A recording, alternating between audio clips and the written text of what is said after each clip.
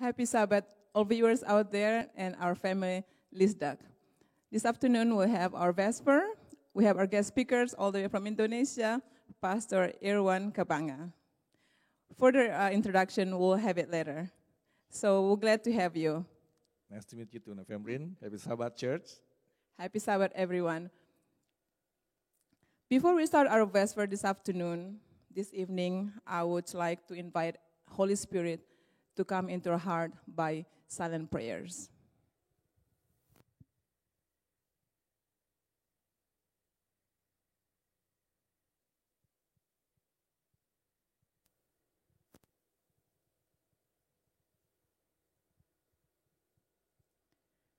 For opening prayer, we'll sing from our edisi lengkap lagu Sion nomor 457, Tuhan pimpin sepanjang jalan. Kita bernyanyi bersama-sama.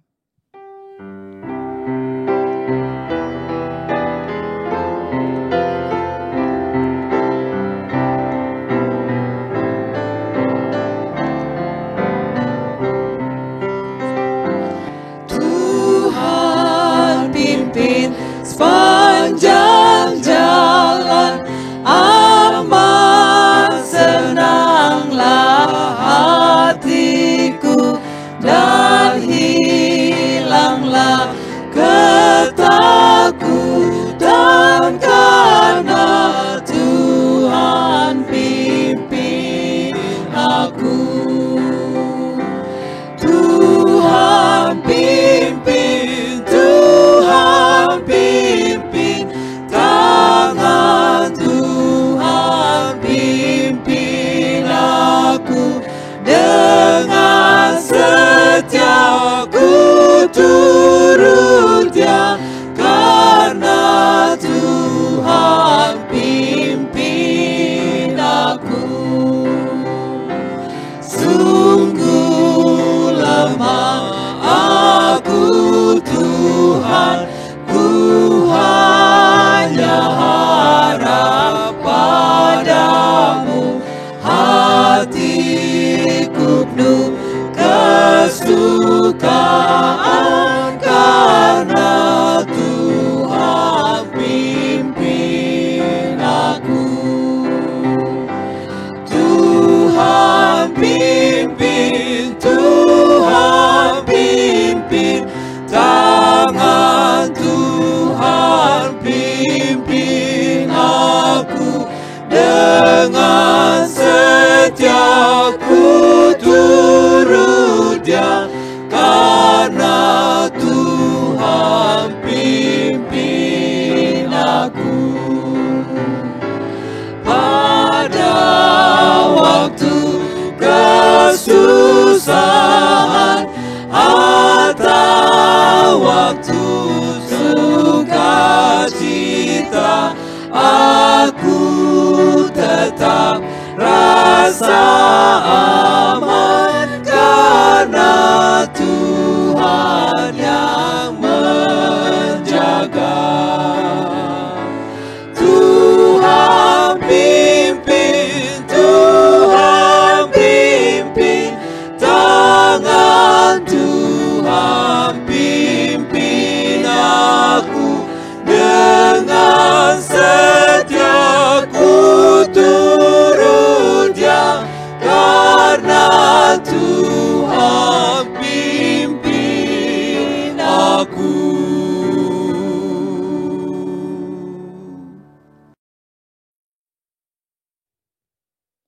Let us pray. Heavenly Father, we thank you for all the blessings, protections, guidance throughout 6 days of our work and activities. We thank you for Sabbath.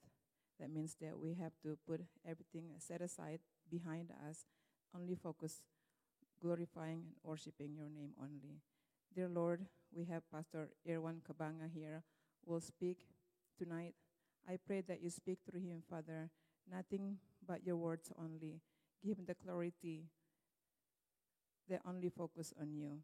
We pray for our viewers out there, that you empty our hearts, that you prepare us for this message. We pray for our family who lost their loved one. Strengthen them, O Lord. that give them faith and hope someday soon, on the second coming of Jesus, we will see them. For our loved ones who are sick, heal them, O Lord. You touch them. You are the best doctors among doctors, that someday soon, tomorrow perhaps, that we will worship you together. We have different struggles, O Lord. It's rather children, rather is family, rather is work, or many things that we have struggled. Each individuals have different issues. Lord, we lift up everybody to you, that you provide our needs as you provided as usual. We pray for our church members, from the youngest to the oldest. We pray for our pastors. We pray for our board members. We pray for our neighbors. We pray for Pastor Iwan Kabanga, also for his family. We ask your name. In your name, I pray. Amen. So like I said, we welcome you again, Pastor Kabanga. Thank you, November. Ada pepatah orang mengatakan, tidak kenal maka tak sayang. Boleh Pastor perkenalkan sedikit namanya, pendidikannya, keluarganya, boleh Pastor? Baik, terima kasih. Nama lengkapnya sebenarnya Hoki Kurniawan Kabanga, tetapi nama sayang-sayangnya Irwan Kabanga. Tapi saya senang juga kalau dipanggil dengan nama sayang-sayang. Jadi banyak orang juga mengenal saya Pendeta Irwan Kabanga. Saya memiliki seorang istri, namanya Mildred Kawuwung, dan puji Tuhan saya dikaruniai 3 putri, Iva usia 14 tahun, Genesis usia 12 tahun, dan Liberty usia 10 tahun. Diberkati dengan 3 putri itu. Ya, puji Tuhan. Ya, puji Amin. Tuhan. Sesudah dari pastor dari Bandung, apa dari mana ya pastoralnya? Boleh dijelaskan sedikit, diterangkan? Ya, terakhir sebenarnya saya dari Philippines, dan gembala jemaat di sini, Pendeta Alfonso Tarigan adalah senior saya. Oh, gitu. Ya, dan sebelumnya tapi saya sempat berkuliah di Manado.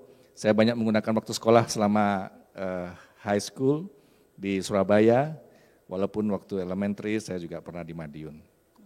Wah, banyak sekali experience-nya Pastor. Sudah berapa tahun Pastor menjadi melayani? Saya sudah melayani kurang lebih 23 tahun. Wow, puji Tuhan, puji Tuhan. Pasti dalam 23 tahun ini banyak experience, pelayanan. Boleh Pastor dibagikan kepada kami di Gereja Lomalinda agar kami boleh diangkat imannya dan boleh lebih dekat kepada Tuhan dan lebih suka melayani. Boleh Pastor? Amin, puji Tuhan. Ya tentu boleh, saya senang sekali jika memberi kesaksian bagaimana Tuhan menuntun hidup saya selama pelayanan. Ketika saya pertama kali ditamatkan, saya ditempatkan di Pulau Sumbawa. Di sana tidak ada umat Tuhan sama sekali.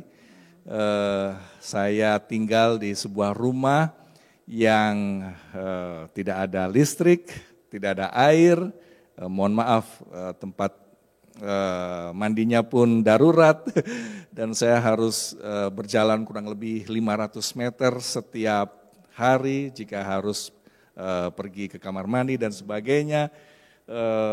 Tapi Tuhan menuntun dan saya bersyukur di Sumbawa inilah kemudian kami juga boleh mengumpulkan umat Tuhan, tapi tempatnya di namanya Maluk yang kemudian menjadi cabang sekolah Sabat dan sekarang sudah menjadi jemaat di jemaat Batu Hijau. Itu di Sumbawa. Namun ketika saya baru membuka perkumpulan umat Tuhan ini sekitar 2 bulan, November, Desember, maka Sumbawa ini bersebelahan dengan Pulau Lombok. Di Pulau Lombok ini ada gereja kita namanya Jemaat Isa Al-Masih yang ada di Ampenan.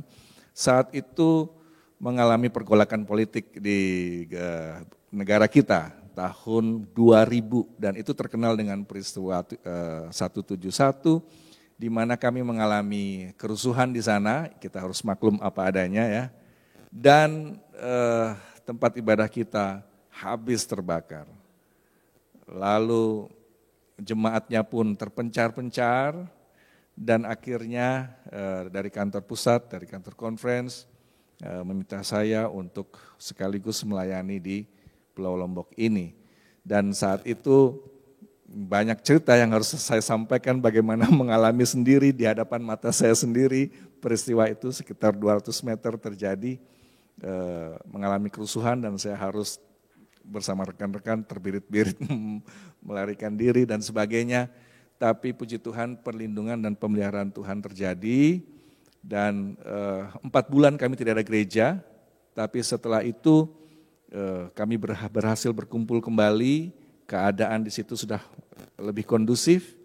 Lalu puji Tuhan dalam waktu 1,5 tahun gereja di sana sudah dapat dibangun kembali dan bahkan lebih bagus dari yang sebelumnya. Puji Tuhan. Dan umat Tuhan boleh berkumpul walaupun tidak sebanyak yang awal, tetapi yang tersisa dapat berkumpul kembali dan kita terus beribadah. Itulah pengalaman yang menarik juga di mana Tuhan tuntun kami selama berada di Lombok ini. Di Lombok ini setiap bulan saya harus paling sedikit harus rapat dengan gubernur karena sebagai tokoh agama harus hadir di rapat-rapat wakil rakyat dan keamanan, kepolisian dan sebagainya. Di situlah saya tahu juga keadaan yang sebenarnya tentang pergumulan masyarakat Indonesia pada saat itu, khususnya di Pulau Lombok. Tapi puji Tuhan, Tuhan selalu pimpin.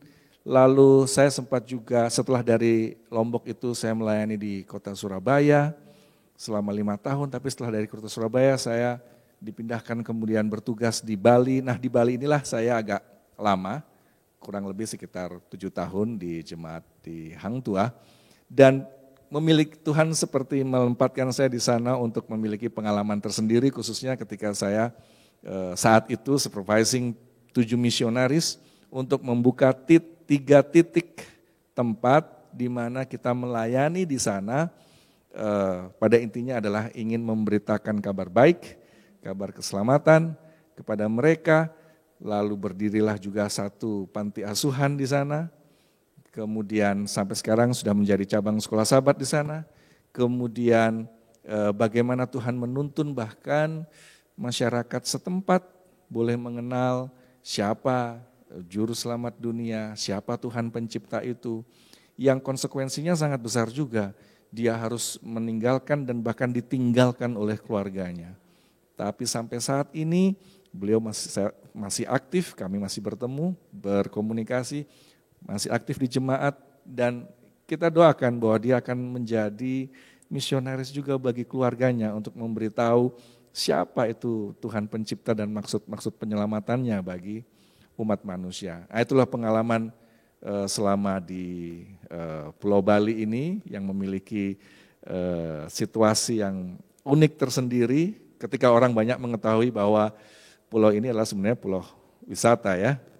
Tetapi kalau harus masuk ke dalam dan harus mengetahui akan budaya mereka yang sesungguhnya, demografi mereka yang sesungguhnya, maka kita akan dapati bagaimana ragamnya kehidupan di sana untuk kita jangkau dan sebagainya. Setelah itu saya sempat mengambil berkuliah kembali di Philippines dan kemudian setelah itu saya ditempatkan kembali di Surabaya dan saat ini saya ditempatkan di Jemaat Taman Pasadena di Sidoarjo. Nah, itulah mungkin pengalaman yang boleh saya bagikan. Dari banyak pengalaman detail lagi kalau mau cerita, bagaimana berkat Tuhan selama melayani itu, Tuhan selalu buka jalan. Walaupun saya tahu juga musuh Tuhan tidak suka dan selalu ada saja yang dibuat, tetapi setia bersama Tuhan akan selalu diberikan kemenangan demi kemenangan. Itulah yang bisa saya saksikan. Amin. Amin. Wah, betapa tantangannya ya, Pastor, untuk melayaninya. Jadi bolehkah di antara beberapa pengalaman yang sangat menarik dan tantangan itu, apa detailnya yang boleh Pastor bagikan kepada kami? Baik, saya ingin, mungkin ada 2 hal ya. Yang pertama adalah yang di Lombok ya. Di Lombok ini tantangannya adalah bagaimana mengurus para pengungsi, tetap menyekolahkan anak-anak mereka supaya tidak putus sekolah, lalu kemudian mengumpulkan mereka untuk datang kembali, untuk bersekutu kembali dan berjemaat kembali. Dan disitulah pergumulannya, bagaimana kita harus melewati fase demi fase pengkoordinasian dan sebagainya, tapi gereja yang saya tidak pernah bayangkan adalah setiap ada orang yang datang lewat di depan gereja, posisi tempat ibadah kita ini adalah tepat di jalan utama di mana orang biasanya pergi ke tempat wisata di Pulau Lombok. Dan dari berbagai negara, turis-turis ketika sudah kondusif ya ini keamanannya, setelah 4 bulan kita tidak ada gereja karena tertutup, pulau itu sempat mengalami boleh dibilang kelaparan karena akses makanan mereka baik itu dari Pulau Bali, dari Pulau Sumbawa terhenti dan bahan pangan kemudian melonjak tinggi, lalu mereka sempat bahkan mengalami bencana tsunami. Hal itu membuat penduduk dan masyarakat di sana melewati suatu masa kesusahan, namun umat Tuhan terpelihara. Dan ketika keamanan boleh dipulihkan kembali, lalu masyarakat sudah mulai berkegiatan kembali, tempat-tempat wisata sudah mulai dibuka kembali, maka setiap wisatawan yang datang lalu melihat di depan dan lewat di depan jalan, lalu melihat kami, mereka selalu singgah, mereka memberikan perhatian. Dan saya mau kasih tahu, dari mereka yang saya tidak pernah duga, mulai dari benua Asia, benua Amerika sampai benua Afrika, memberikan dengan gerakan hati, memberikan bantuan kepada kami untuk boleh membangun kembali itu gereja. Itu sebabnya tidak heran, hanya dalam waktu 1,5 tahun kemudian sudah berdiri lagi dengan baiknya. Padahal kami keanggotaan yang tersisa boleh dibilang, karena yang lainnya sudah terbencar dan kami hanya tersisa kecil, sehingga kami tidak memiliki kekuatan tanpa kekuatan Tuhan. Dengan kekuatan manusia rasanya mustahil, tapi dengan ternyata Tuhan selalu mengirimkan orang-orangnya untuk datang, untuk bantu, tidak dapat kami duga, kami hanya bisa bertelut, kami hanya bisa berdoa dan memohon kepada Tuhan. Lalu tampaknya Tuhan ingin mendirikan rumahnya lagi di situ. Inilah rumah Tuhan, saya mau jemaatku terpelihara. Tuhan sendiri mengirim orang itu, mengirim bantuan itu, dan akhirnya boleh dibangun kembali. Itu pengalaman yang pertama di Lombok yang menyenangkan, artinya interesting tetapi ya challenging juga. Setelah itu yang berikutnya yang saya ingin bagikan adalah ketika saya rasa saya nggak perlu membagikan mengenai tentang pengalaman kerusuhan ya, karena mungkin di satu sisi pengalaman ini menegangkan, saya kalau mau cerita akan panjang juga dan menegangkan melewati kerusuhan bagaimana saya juga dikejar-kejar saat itu, tetapi Tuhan bisa selamatkan sampai kami mengungsi semua di Pulau Bali. Mungkin inti yang saya mau katakan adalah melewati masa kerusuhan itu ternyata Tuhan peliharakan, Tuhan selamatkan, dan tidak ada satupun dari anggota kita yang mengalami kematian dan sebagainya. Tuhan lindungi, itu yang perlu saya saksikan. Pengalaman yang lain adalah pengalaman ketika kita melayani untuk memberitakan kabar baik kepada orang lain, khususnya di Pulau Bali. Kita punya target adalah ada 3 kabupaten di mana kita ingin supaya ada pelayanan di sana. Lalu kami bersama para misionaris, dari jemaat tentunya berpikir bahwa saya tidak bisa bekerja sendiri sebagai seorang gembala sendirian, dan kami berpikir kita harus mendatangkan misionaris. Ada juga supporting ministry yang terbentuk, awalnya begitu baik, tapi kemudian tampaknya musuh Tuhan tidak suka dan digoncang, akhirnya harus terjadi restrukturisasi lagi, lalu kemudian pendek cerita, ketika supporting ministry ini mengalami goncangan dan restrukturisasi, justru disitulah para misionaris, ada 7 orang yang berhasil masuk untuk melayani masyarakat, khususnya sebenarnya melayani anak-anak kecil, membuat bimbingan belajar dan khususnya dalam bahasa Inggris, dalam bahasa asing ya. Bagi mereka tentu ini menyenangkan karena anak-anak mereka, bagi para orang tua, mereka mau supaya anak-anak mereka ini terlatih dalam bahasa Inggris. Nanti dalam dunia wisata, mereka tahu bagaimana berinteraksi dengan wisatawan dan sebagainya. Jadi kami bikin bimbingan belajar dalam bahasa Inggris.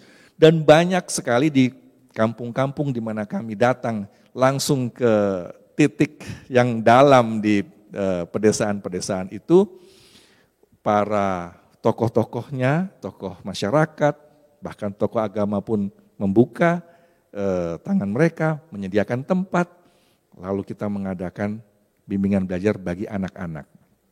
Dalam bahasa Inggris, dan kami beritahukan dalam bahasa Inggris juga apa yang harus mereka lakukan, apa yang harus mereka hafalkan, apa yang harus mereka pelajari. Lalu kami juga bertemu dengan orang tua, kami adakan seminar-seminar rumah tangga, bagaimana mendidik dan membimbing anak, dan sebagainya. Kami ambil juga dari narasumber, maksud kami dari buku-buku, dari sumber-sumber di mana mereka begitu terheran-heran dan tercengang-cengang. Bagaimana ada tulisan dari seorang yang bernama Ellen G. White, memberikan pengarahan mengenai kehidupan rumah tangga. Dan para orang tua ini, mereka tercengang-cengang untuk mendengarkan pekabaran itu. Ini pekabaran yang bagus dan mereka sangat welcome dan terima itu. Dari situ kita beranjak kemudian, bagaimana kalau kita bikin charity clinic? Ini lagi yang ingin saya mau saksikan. Selama pelayanan 7 tahun itu, misionaris dari berbagai tempat datang. Baik itu dari yang terdekat, dari Malang, dari Manado, sampai dari Amerika Serikat ini pernah bekerja sama juga dengan kami, dari Korea, dari Portugal, secara bergantian Tuhan mengirim. Kemudian bersama dengan kami untuk membuat proyek dari pelayanan bimbingan belajar bagi anak-anak kepada rumah tangga, lalu kami juga melayani dalam bidang kesehatan. Terbuka lagi, kita mengadakan seminar-seminar kesehatan, bagaimana hidup sehat, dan mereka sangat welcome, karena kesehatan ini bagi mereka adalah sesuatu yang penting juga bagi mereka. Maka rumah sakit, baik itu dari Rumah Sakit Advent Bandung, Rumah Sakit Advent di Lampung, mereka bergantian untuk mengadakan charity clinic di sana. Selama melayani saya di sana, kesan kami adalah memang tuayan banyak, tapi pekerja kurang. Kenapa? Karena tokoh-tokoh masyarakat saat itu akhirnya selalu rindu untuk meminta, kapan lagi diadakan proyek ini, kapan lagi, masih ada. Jadi di situ salah satu tokoh masyarakatnya mengatakan masih ada desa-desa di sana yang belum terlayani. Kapan bikin lagi untuk melayani di sana? Entah itu pelayanan secara artinya secara edukasi maupun pelayanan secara kesehatan, kita bikin charity clinic, pemeriksaan dan sebagainya. Tetapi yang utama juga adalah bagaimana memberikan edukasi kepada mereka. Bagaimana itu hidup sehat, ditambah lagi bagaimana kehidupan rumah tangga. Dan anak-anak didik kami yang dari bimbingan belajar ini, disitulah kemudian mereka secara pelan, tidak cepat memang, tapi secara pasti bertumbuh. Itu yang saya katakan tadi dari awal, hanya dari seorang anak SD, bertumbuh sekarang sudah sampai kuliah, tamat, bekerja, dan dia mengenal siapa Tuhan pencipta itu. Lalu apa tujuan penyelamatan dari Tuhan pencipta itu. Dan dia begitu setia mempertahankan imannya, begitu mengetahui siapa Tuhan pencipta dan usaha penyelamatan Tuhan pencipta itu bagi umat manusia. Dan kami tentunya tentu bersyukur, walaupun bukan hanya dia, tapi di mana-mana saya selalu saksikan ini yang paling menggugah kami semua, bahwa jika kita mau setia dan bekerja sama dengan Tuhan, mengikuti rencana Tuhan, apapun usaha musuh Tuhan untuk menghalangi, maka Tuhan akan selalu buka jalan dan dia selalu bisa kirim orang-orangnya untuk datang bantu kita, lalu kasih tahu kepada lebih banyak orang lagi bagaimana rencana keselamatan itu. Masih ada waktu? Silakan. Wah, saya tergugah sekali, Pastor. Mudah-mudahan pada pemirsa di sana, terutama anggota-anggota Loma Linda yang mendengar dan yang akan mendengar akan tergugah. Amen. Dan siap selalu untuk meministri dimanapun kita dikirimkan. Saya boleh tambah sedikit lagi? Boleh Pastor. Pengalaman dalam broadcasting, karena kita sekarang ini broadcasting. Iya. Kami di Bali saat itu bekerja sama dengan stasiun radio. Mereka membuka layanan dan memberikan istilahnya airtime, waktu untuk broadcasting kepada kami. 3 program, yaitu rohani, pelayanan rohani, rumah tangga, dan kesehatan. Dan yang paling heboh adalah pelayanan rohani. Pelayanan rumah tangga, ini yang saya bilang tadi, tuayan banyak, pekerja kurang. Pelayanan kesehatan kami dibantu oleh jemaat-jemaat di Bali, saling kerjasama satu sama lain untuk mereka kasih program di kesehatan. Pelayanan rohani paling menghebohkan. Kenapa? Karena sekali kita mengudara, saya jadi teringat pekabaran 3 malaikat dalam Wahyu pasal 14. Itu disebutkan bahwa malaikat itu terbang di langit. Nah, ini saya hanya teringat saja ya. Begitu dia terbang di langit, dia memberikan kabar. Artinya sekali ini pekabaran on air istilahnya ya, mengudara di langit, siapa yang dapat menahan? Gak ada yang bisa menahan. Tinggal orang itu mau dengarkan atau enggak, mau putar atau enggak. Dan ketika kami buat program itu, lalu kami jelaskan siapa itu Tuhan Pencipta, dan lalu di situ kami buka ruang interaktif, terima telepon, minta didoakan. Disitulah kami melihat begitu banyak orang-orang yang mendengarkan siaran itu, bertelepon, bahkan ada yang menyaksikan bagaimana kehidupan mereka ketika mereka mengetahui the great controversy between God and Satan. Begitu kami menjelaskan mengenai itu, mereka begitu terkesima sampai di situ mereka menyaksikan, saya mau ikut Tuhan Pencipta. Saya mau ikut Tuhan Pencipta karena kami banyak kali dikaburkan siapa itu Tuhan Pencipta, dan banyak artinya kuasa lain yang begitu mengekang dan mengelabui dan sebagainya. Belum lagi banyak yang minta untuk dilawat, untuk didoakan karena masalah kesehatan, masalah rumah tangga. Disitulah kami bekerja sama lagi dengan para misionaris ini. Pergi ke sana dan disitulah kami melihat memang tuayan itu sudah matang dan banyak, tapi pekerja kurang. Kita, jemaat Loma Linda, dimanapun pemirsa yang mendengarkan ini, mari kita bekerja bagi Tuhan. Tuayan sudah menguning, banyak yang harus kita jangkau, rasanya kurang. Hanya oleh setia dan bekerja bersama dengan Tuhan saja. Maka kalau kita berkomitmen dan berdedikasi dan menyerahkan Tuhan, ini saya mau, utuslah saya. My answer is I will go.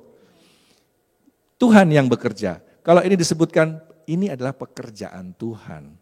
Berarti ini sebenarnya bukan pekerjaan kita, bukan pekerjaan manusia. Ini pekerjaan Tuhan. Bagian kita adalah komitmen, kemauan.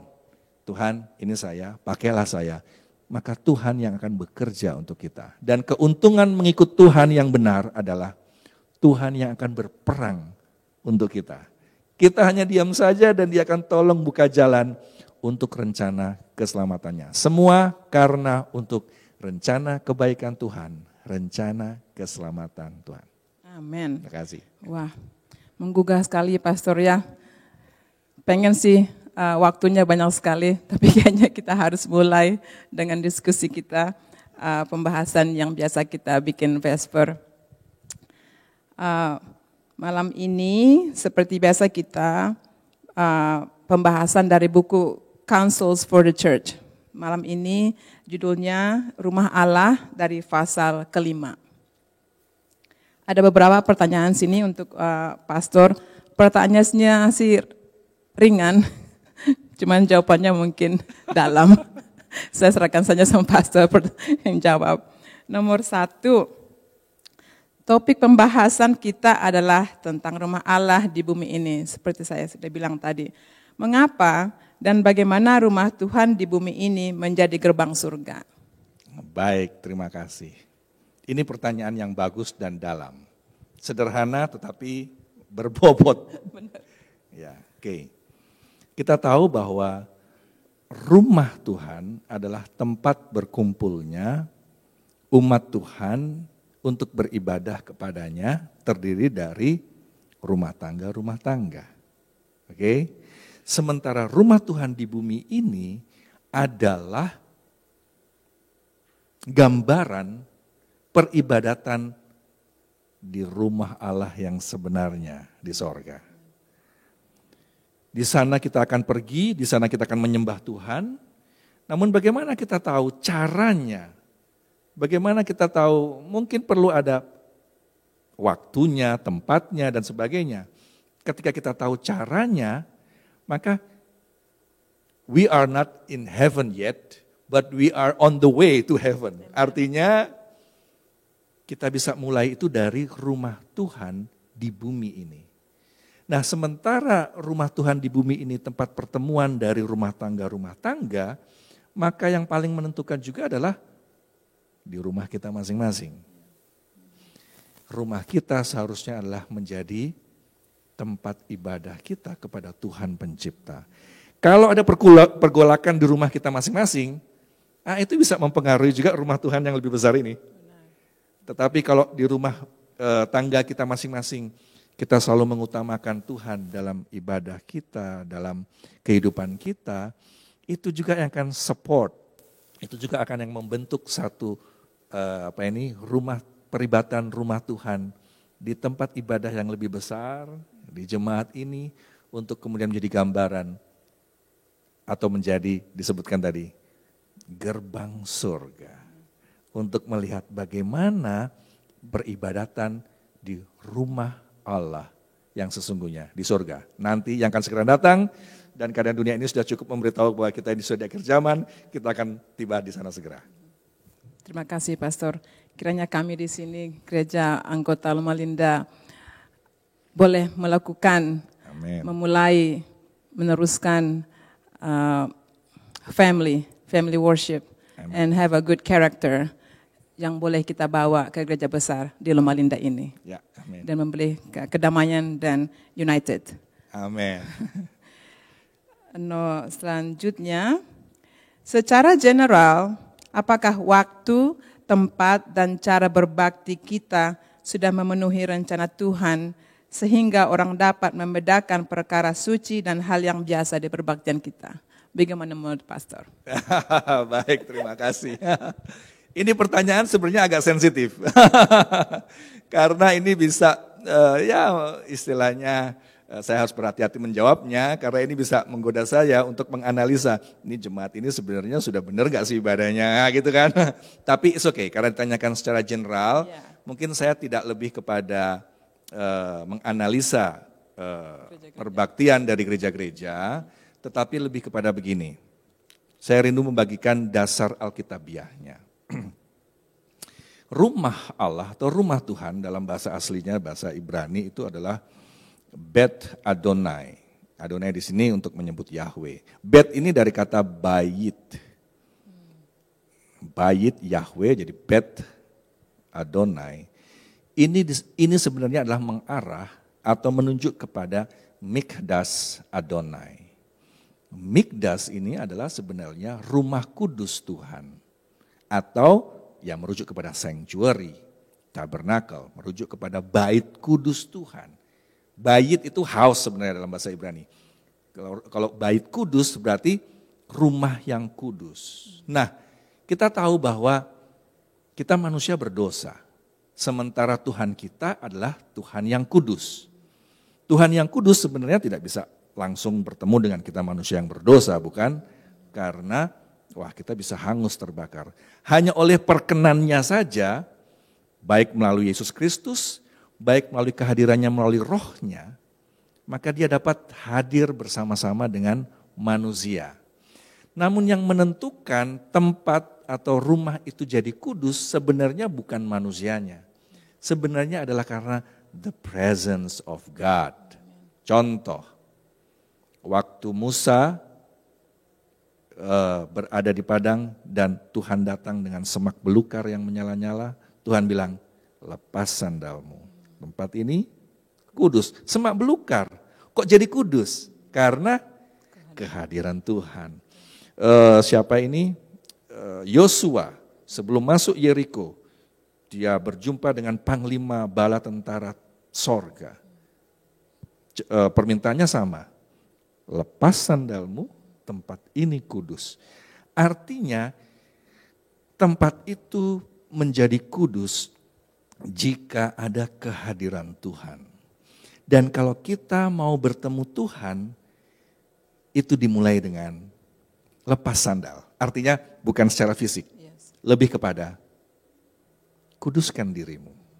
Sucikan dirimu karena kamu mau bertemu dengan Tuhan yang kudus. Kehadiran Tuhan itulah yang menentukan kekudusan.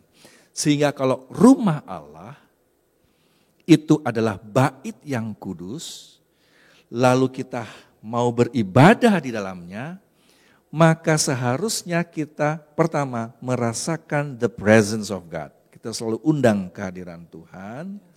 Dan sebelum benar-benar kita bertemu dengan Tuhan di dalam roh dan kebenaran, kita harus komitmen dulu untuk menguduskan diri. Apakah cocok kalau kita datang ke tempat yang kudus, tapi kemudian membawa hal-hal yang duniawi ke dalam, membawa karakter-karakter kemanusiaan di dalam, dengan mungkin menimbulkan canda tawa, bisik-bisik sana sini, dan sebagainya. Atau sebenarnya ibadah kepada Tuhan yang merasakan kehadiran Tuhan itu adalah ibadah yang hikmat. Kehikmatan ini yang seharusnya kita rasakan. Karena saya dapat pelajari bagaimana Daniel bertemu dengan Tuhan, Yohanes di Pulau Patmos bertemu dengan Tuhan. Lalu Tuhan kasih tahu, kebetulan saya juga dalam perkuliahan saya sempat saya membuat research tentang phone megale, loud voice, great voice in the book of Revelation. Saya dapati kesimpulan ada 3 hal great voice ini. Yang pertama adalah theophany. Theophany itu adalah kehadiran Tuhan di sana. Kehadiran Tuhan selalu ditandai dengan great voice. Begitu Tuhan datang kepada manusia di Gunung Sinai untuk menyerahkan hukumnya kepada Musa, maka terjadi suara yang keras, halilintar, thunder, trumpet, dan sebagainya. Itu dialami lagi oleh Yohanes di Pulau Patmos. Kehadiran Tuhan itu begitu dahsyat dan megah. Tetapi bukan berarti kemudian gaduh, karena ada sense of solemn, hikmat. Jadi walaupun majesty, tetapi hikmat. Ini yang perlu kita renungkan. Bagaimana merasakan majesty, tapi hikmat. Tidak hanya secara sekedar formalitas maupun ritual saja, tetapi juga merasakan kehadiran Tuhan dengan kemuliaan, tapi juga dengan kehikmatan. Bukan dengan kegaduhan. Jadi kalau masuk dalam rumah Tuhan, seharusnya kita merasakan suasana ini karena kita mau bertemu dengan Tuhan. Dan saya yakin setiap kita undang Tuhan, 2-3 orang berkumpul, Tuhan itu hadir. Mungkin sebelum lanjut, pendek saja, boleh saya berdoa? Oke, mari kita berdoa.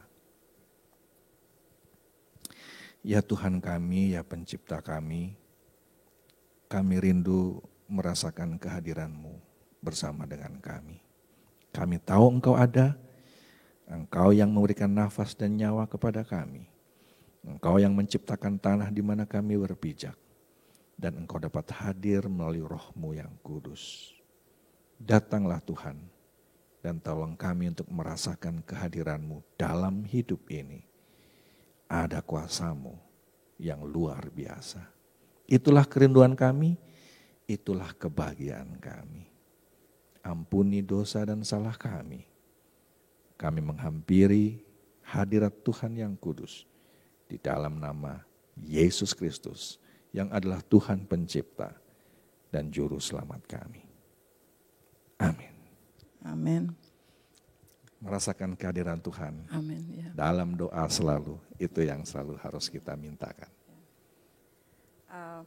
Selanjutnya, pertanyaannya, perbedaan apakah yang akan terjadi dalam perbaktian kita jika kita bisa menyadari bahwa kita akan sedang berada dalam hadirat Allah yang kelihatan? Itu dia. Pertanyaan yang bagus. Masing-masing kita tentunya memiliki hubungan yang pribadi dengan Tuhan, bukan? We have to, bukan have to, we must meet God, meet Jesus. Kita harus bertemu dengan Tuhan. Dan ketika kita bertemu dengan Tuhan, ada suasana kuasa yang berbeda. Kuasa itu adalah kuasa ketenangan. Dan ketika saya baca juga tulisan Roh Nubuat ini, ternyata ada kuasa kehikmatan dan kuasa ketenangan yang luar biasa. Membuat kita dapat bisa berkonsentrasi mendengarkan sabda Allah yang kudus, membuat kita bisa berdoa dan memiliki hubungan yang langsung dengan Tuhan, yang intim. Karena ketika kita berdoa, seringkali, ini pengalaman ya, mohon maaf sebelumnya ini. Saya dulu ketika masih muda, sekarang saya sudah tua ya. Masih muda juga ya. Tetap masih muda. Saya ingat dulu waktu masih pendeta muda, ketika saya diminta, tolong pendeta berdoa. Dan di depan saya ada pimpinan-pimpinan organisasi ya. Waduh, begitu mau berdoa, wah ini berdoa di depan pimpinan-pimpinan. Maka saya berdoa, di dalam doa itu saya memikirkan kata-kata bagaimana yang indah dan sebagainya. Karena saya didengarkan pimpinan-pimpinan. Setelah saya selesai, berikutnya saya merenung.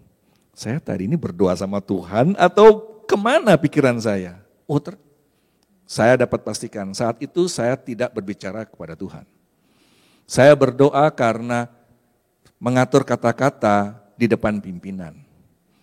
Berdoa yang sejati sama Tuhan adalah seperti saya dengan saudari Novembrin ini. Itu dia, berbicara.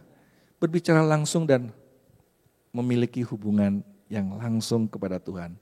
Dan merasakan kehadiran itu. Kalau enggak, doa kita ini mungkin hanya sampai di atap sini saja. Kita enggak pernah berhubungan yang sejati dengan Tuhan. Berdoa kepada Tuhan harus merasakan memang Tuhan sedang memperhatikan kita dan kita sedang berbicara kepada Tuhan. Bukan hanya Tuhan yang memperhatikan kita, kita undang Roh Kudus, Roh Allah. Dalam Roh Nubuat juga dituliskan, malaikat-malaikat penjaga yang Tuhan utus semenjak kita lahir juga selalu bersama-sama dengan kita. Apakah kita merasakan kehadiran itu? Malaikat-malaikat juga ternyata bersama-sama dengan kita, sedang berdoa bersama, ibadah bersama dan sebagainya. Suasana itu berbeda, suasana itu yang menurut pertanyaan tadi, yang membuat ibadah itu begitu berbeda. Karena adanya hubungan yang intim dengan Tuhan dengan penuh kesungguhan, kekusukan, kehikmatan dengan kuasa ketenangan beribadah kepada Tuhan. Amin. Terima kasih. Amin. Amin, Pastor. pertanyaan selanjutnya. Mudah-mudahan ini tidak terjadi di Sidoarjo ya. Mungkin hanya di Lemalinda aja, bercanda Pastor. Bagaimana kita bisa mengajari anak-anak kita supaya bisa hormat pada jam, tempat, dan tata ibadah kita? Challenging. Challenging. Ya. Pastor punya anak teenagers ya. Betul. Kami juga di Lemalinda ini banyak sekali. Betul. Tolong Pastor berikan kami suggestion. Amin. Ini pertanyaan yang bagus. Ketika saya katakan tadi di awal bahwa rumah Allah di sini dibentuk dari rumah tangga di rumah kita masing-masing. Maka di rumah biasakan beritahukan kepada anak-anak kita. Lapangan sepak bola berbeda dengan gereja. Rumah tetangga, rumah teman beda dengan rumah Tuhan. Setiap kita mau datang ke gereja, selalu ingatkan. Alkitab katakan, ajarkan kepada anak-anakmu selalu ya, dalam keadaan tidur, dalam keadaan bangun, dalam duduk, berdiri, ajarkan. Selalu kasih tahu, we are going to worship to the church. This is the holy place. Kita mau pergi ke gereja. Ini tempat yang kudus. Church is different from house, our home. Gereja berbeda dengan rumah kita. Walaupun kita memulainya juga dari rumah dengan renungan pagi, renungan malam, merasakan kehadiran Tuhan yang kudus, tapi begitu masuk dalam kelompok yang lebih besar, persekutuan yang lebih besar, ini rumah Tuhan. You have to be able to distinguish between holy and unholy. Kamu harus bisa membedakan mana yang kudus dan mana yang tidak kudus. Kehadiran Tuhan itu membuat rumah itu menjadi kudus.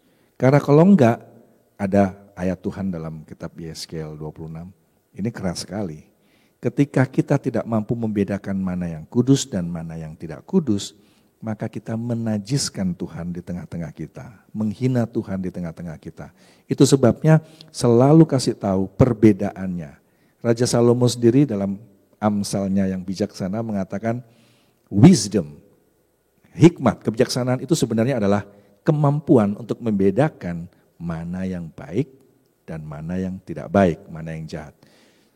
Ajar anak-anak, kita ke rumah Tuhan, kamu harus bersikap berbeda, karena kamu harus mampu membedakan mana itu rumah yang kudus karena kita mau berbakti, mana itu rumah teman di mana kamu bermain bersama dengan mereka.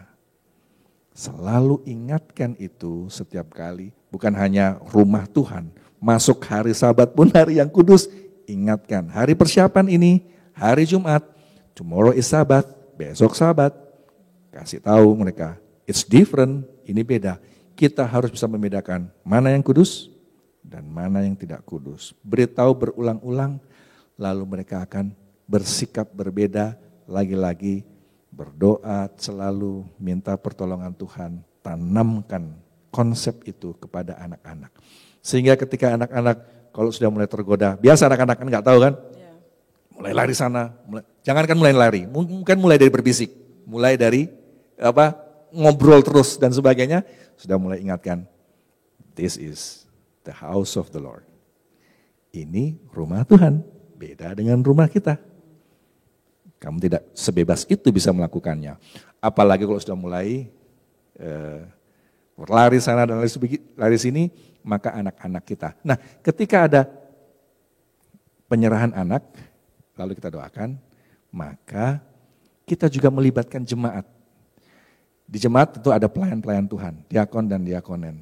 Mereka sebenarnya juga memiliki tugas yang mulia, yaitu menjaga kekudusan. Dan ketika mereka menjaga kekudusan, lalu mereka melihat anak-anak kita, kalau diakon dan diakon sini menegur dengan baik, jangan sakit hati, jangan kecil hati. Kenapa? Karena mereka juga sedang membantu pertumbuhan anak-anak kita untuk dapat bersikap yang benar di rumah Tuhan. Sehingga mereka tahu kepada siapa mereka beribadah. Tuhan yang kudus. Terima kasih Pastor. Jadi ibu-ibu, bapak-bapak di Lisdak, jangan capek-capek kita mengingatkan anak-anak kita entering Sabbath during any worship time at church to differentiate what is home or what is church, presence of the Lord. Terima kasih, Pastor. Amen. Tadi itu kan tentang anak-anak. Ya. Ada challenge. We're so busy in America, ya. Oke. Jadi kalau Sabat tuh udah seminggu nggak ketemu, terus Sabat is like, oh good. Kita mau ketemu teman nih ceritanya nih, Pastor. Udah dekat.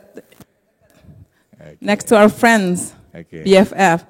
Terus salah satu gitu udah mulai tanya-tanya cerita-cerita gimana minggu lalu gini-gini.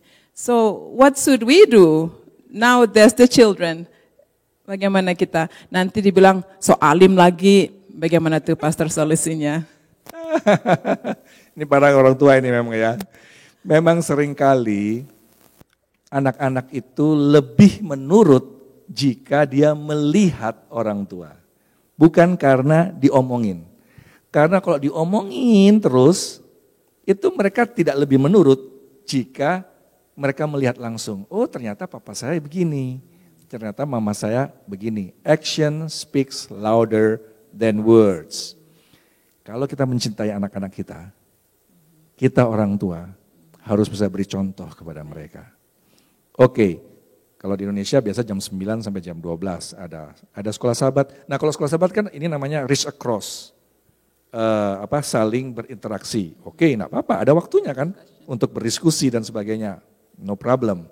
Tapi ketika masuk reach out itu pada jam pemberitaan mision atau lagu spesial pun itu sebenarnya reach out, yaitu satu arah yang di depan seperti kita memberi kepada jemaat. Itu reach out.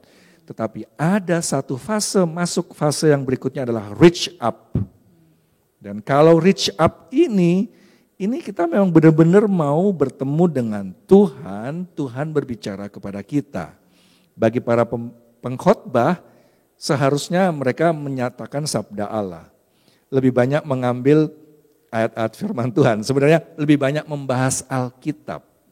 Bukan motivasi dari referensi-referensi para tokoh-tokoh dunia. Karena biasa ada di slide itu ya, pengkhotbah ini berbicara ada contohnya 25 slide. 5 slide Alkitab.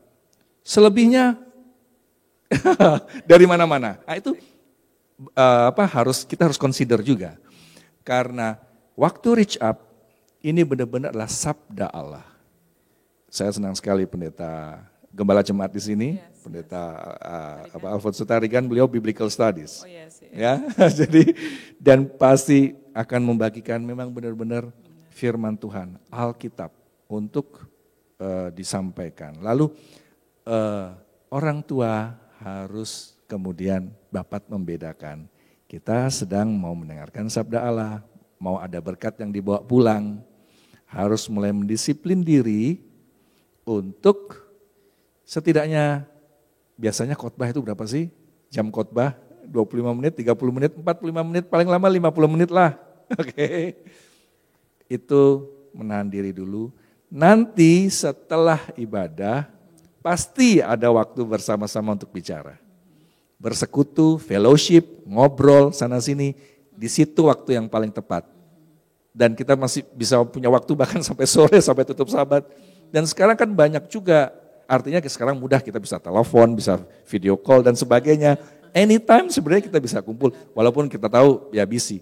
Tapi ketika di gereja ada waktunya ibadah, orang tua harus bisa berikan contoh kepada anak-anak. Oke, untuk kali ini give me time, beri saya waktu untuk saya fokus dulu sama firman Tuhan. Begitu, ada berkat yang saya pulang, selesai ibadah, mau fellowship, persekutuan, it's okay. Amin, amin. Mudah-mudahan kami boleh. Amin. Pertanyaan selanjutnya Pak, Ya. Ini gampang tapi jawabannya berat. Bagaimanakah cara berpakaian yang pantas ketika kita menghadap hadirat Tuhan? Wow. Ya, ini sejujurnya pertanyaan yang tadi benar, ringan tetapi jawabannya berat. Karena sejujurnya ini memerlukan apa yang dibilang dengan jawaban yang kontekstual. Ya, jawaban yang kontekstual. Contoh nih, saya pakai batik nih sekarang nih. Ya, bagi saya, ini cukup sederhana dan hikmat, kita boleh beribadah ke gereja. Tapi kalau saya pergi ke satu desa atau dusun dan menggunakan ini, belum tentu mereka akan pandang ini adalah sesuatu yang biasa. Mereka bisa melihat, wow, ini mewah.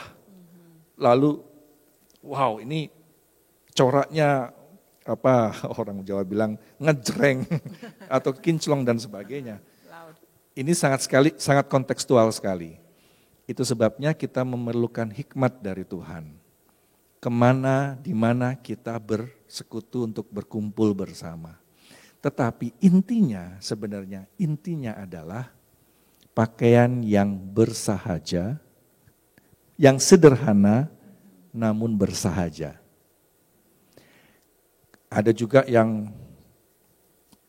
pergi ke gereja, yang penting hatinya. Lalu datang dengan pakaian yang dia pakai ke mana ini bermain di sana sini. Kalau ditanyakan kepada saya, so sorry, kita harus bisa membedakan mana pakaian di kolam renang, mana pakaian di gereja, mana pakaian di mall, mana pakaian di gereja. Ada acara banquet, diundang di sana. Wah, langsung pakaiannya luar biasa. Tapi banquet itu acara apa ya? Community. Antar sesama bukan?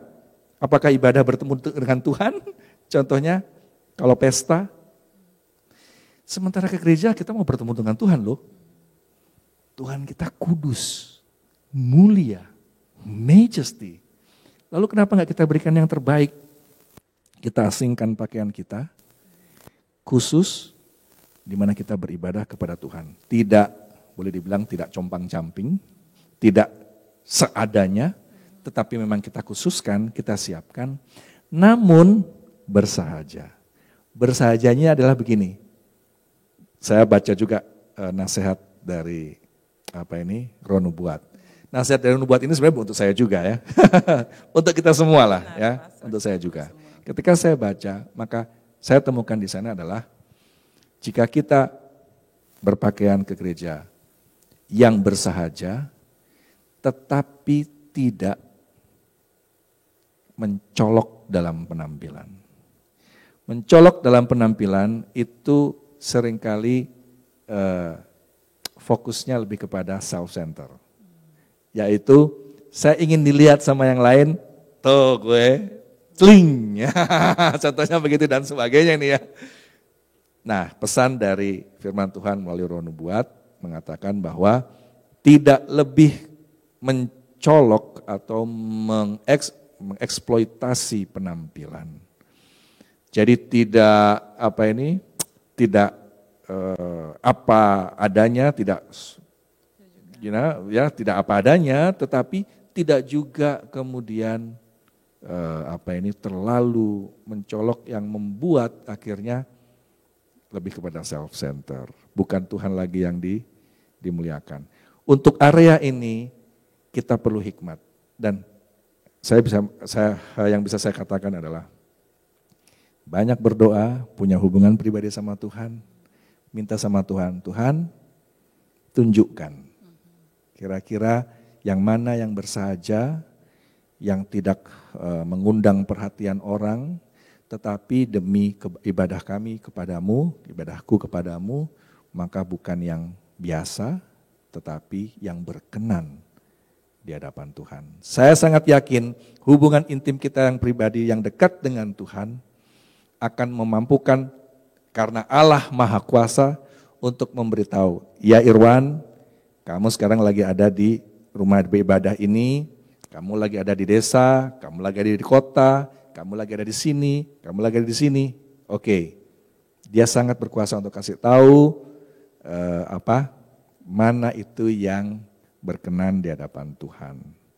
Jadi sekali lagi pakaian ini saya lihat perlu hubungan intim dengan Tuhan untuk memberitahu secara kontekstual, intinya adalah tidak mencolok dalam penampilan, ukurannya adalah self-center atau focus to God.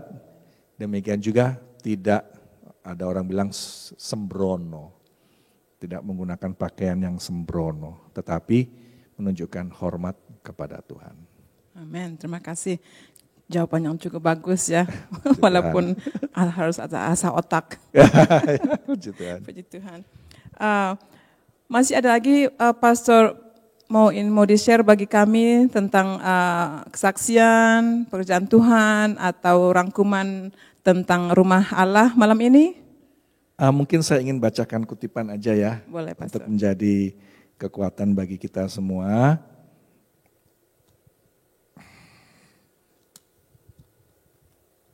Ya, firman Tuhan melalui hambanya, pelajaran di dalam Roh Nubuat, catatan mengenai nasihat bagi jemaat adalah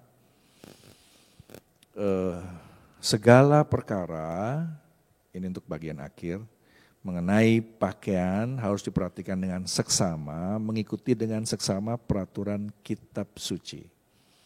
Kembali lagi kepada firman Tuhan. Mode telah menjadi ilah yang telah memerintah dunia luar dan sering menyusup ke dalam sidang. Sidang harus menjadikan sabda Allah, sabda Allah ukurannya. Dan orang tua harus memikirkan hal ini dengan seksama.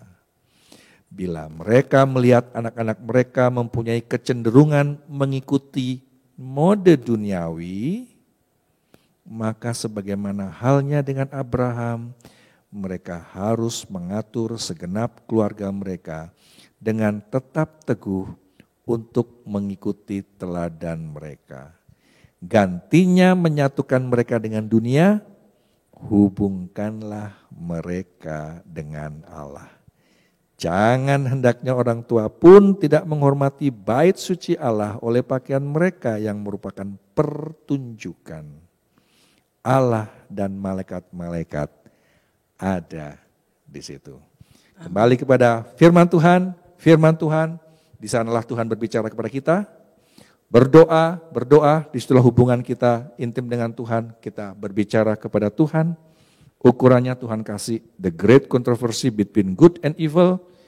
Minta hikmat sama Tuhan untuk membedakan mana yang baik dan mana yang tidak baik. Hanya oleh kasih karunia pertolongan Tuhan, kita akan dituntun kepada sikap yang paling tepat untuk datang menyembah Tuhan. Amin, Tuhan amin. memberkati. Terima kasih Pastor Kebangga. Pelajaran yang sangat menarik, kesaksian yang sangat menggugah. Kiranya kami di Gereja Lombalenda ini dan semua viewer yang memerlukan message ini agar boleh diaplikasi dalam kehidupan kita sambil menunggu kedatangan Tuhan yang kedua kali. Untuk lagu penutup kita akan menyanyi dari lagu Sion edisi lengkap nomor 283, Siapa Mendengar Serukanlah.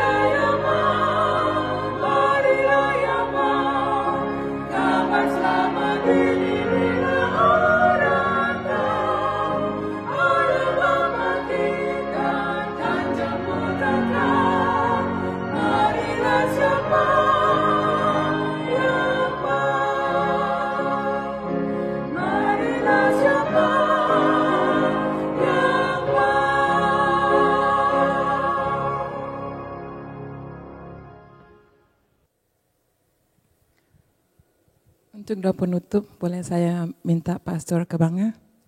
Baik, mari kita satu dalam doa.